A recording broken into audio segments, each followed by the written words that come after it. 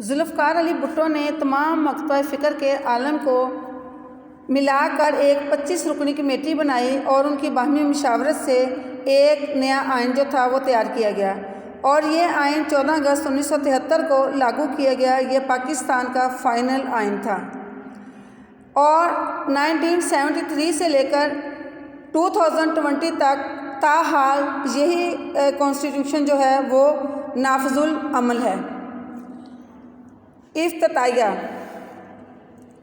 1956 اور 1962 کے آئین کی طرح 1973 کے آئین میں بھی ایک قرارداد مقاصد جو تھی اس کو افتتاحیہ میں شامل کیا گیا، جس میں سپریم پاور یعنی کہ حاکمیت جو تھی وہ صرف اور صرف اللہ تعالیٰ کے پاس ہے اور عوام کے نمائندے ان اختیارات کو ایک مقدس امانت کے طور پر قرآن و سنت کی حدود میں رہتے ہوئے استعمال کرتے ہیں۔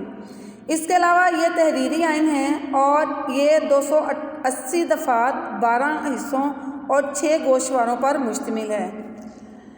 پہلے آئینوں کی طرح 1973 کا آئین بھی جو ہے وہ وفاقی آئین ہے اور اس میں پاکستان کو وفاقی مملکت جو ہے وہ قرار دیا گیا ہے۔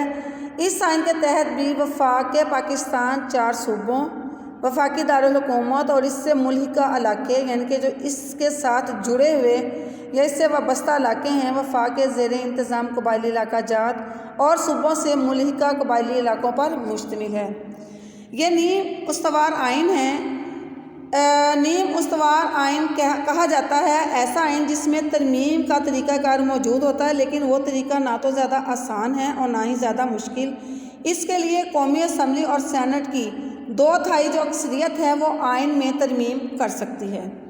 اس آئین میں 1973 کے آئین میں جو اردو ہے اس کو پاکستان کی قومی زبان قرار دے دیا گیا، لیکن 15 سال کے عرصے میں اردو کو سرکاری زبان کی حیثیت سے رائج کرنے کے جو انتظامات تھے وہ بھی مکمل کیے گئے۔ اس دوران جو انگریزی زبان تھی وہ بطور سرکاری زبان استعمال ہوگی، مگر اسٹوڈنٹس آج تک ایسا ہو نہیں سکا۔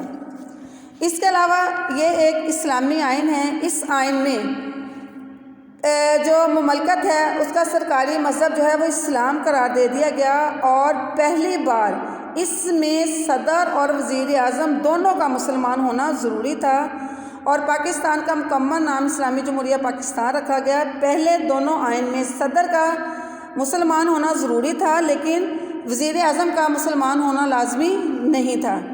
اس کے علاوہ اس آئین میں آزاد اور خود مختار عدلیہ جو تھی اس کی ضمانت اس کو فراہم کی گئی کہ ججوں کو معقول یعنی کہ مناسب معاوضہ